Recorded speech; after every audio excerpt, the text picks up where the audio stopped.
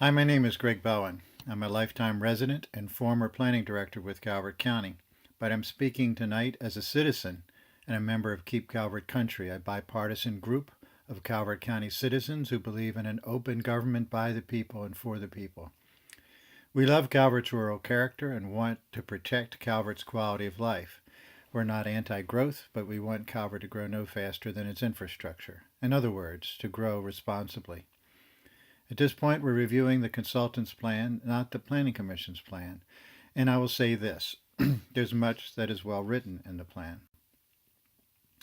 But there are some issues we're concerned about, and some recommendations about town centers concern us. The new plan calls for creating vibrant town centers and villages. Sadly, there are very few towns or villages that meet this description in southern Maryland.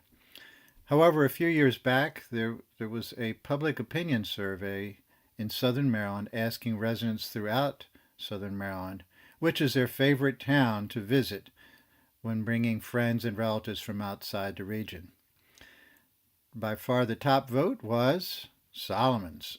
I happen to agree. Solomon's is a place that most will tell you is much better now as a result of planning than it was 50 years ago. A place where infrastructure, citizen involvement, and architect review help to create a community that still recognizes its water based economies and traditions. I've added this image and three more to reinforce the importance of good design and citizen participation in creating vibrant towns. As we all love vibrant, successful towns, and Berlin on the Eastern Shore is a great example. It celebrates its history. It has invested in the needed infrastructure and embraces community. It's a great place. And if you've never been to the races in the summertime at Berlin, you just got to go. Frederick is the second largest city in Maryland, an urban place with lots of amazing restaurants in a very rural area, the largest farm county in Maryland. But it has certainly taken advantage of its history, embracing it, having architectural standards that support it, and also infrastructure improvements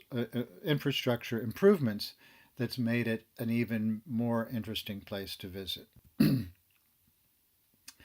Next, Annapolis. To me, it's the prettiest state capital in the United States, with a planning tradition that goes all the way back to its beginning.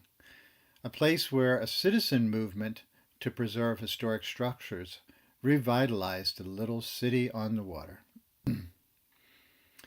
The draft plan keeps the vision that our towns are attractive, convenient, interesting places to live, work, and shop. However, it has removed all references to appearance. The sign regulations that are pending remove all appearance code requirements from all town center master plans, replacing it with generic, watered down set of appearance guidelines. In addition, the new regulations are being prepared to strip the architecture review committees from most of their authority.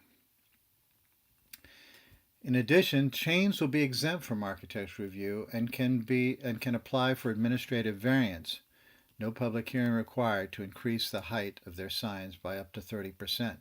How would these kinds of chain businesses have fit in the previous slides that you see for those towns? Just saying that you want vibrant and attractive town centers will not make it happen. Next, the current plan states that Huntingtown, St. Leonard, and Lusby are to be located on just one side of Maryland 4 to avoid long-term congestion problems in those towns. How did this come out of the public meetings that we held in the spring? I didn't hear anyone clamoring for Huntingtown Village to cross Route 4. It has a number of implications. Also, how many of you attended the meetings 5 or 10 years back when the State Highway Administration tried to locate the Huntingtown overpass? It was ugly. A lot of people had different opinions as to where the overpass should go. But it'll even get more ugly if we add another 30 plus thousand trips per day through these intersections. The bottom line is that will need an overpass eventually, and the traffic movement location will be even more difficult here because of road alignments. We should not make it more difficult to locate the ultimate overpass site by adding strip commercial development along this road segment. Look particularly at this intersection of Cox Road and Route 4.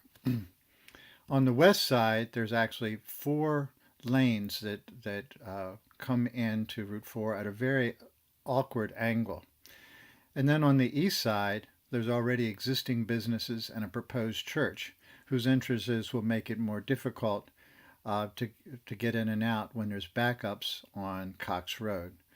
And then adding to that the potential for more strip commercial along Route 4 will just make it more dangerous. So the current or the proposed draft says that we should avoid potential for strip commercial development along highways, but we're just adding that potential with the expansion of Huntingtown to the east side of Route 4. Tentative recommendations: do not expand town centers as part of the process of updating the plan. If anything, describe where it would happen and leave that up to the zoning in the next phase.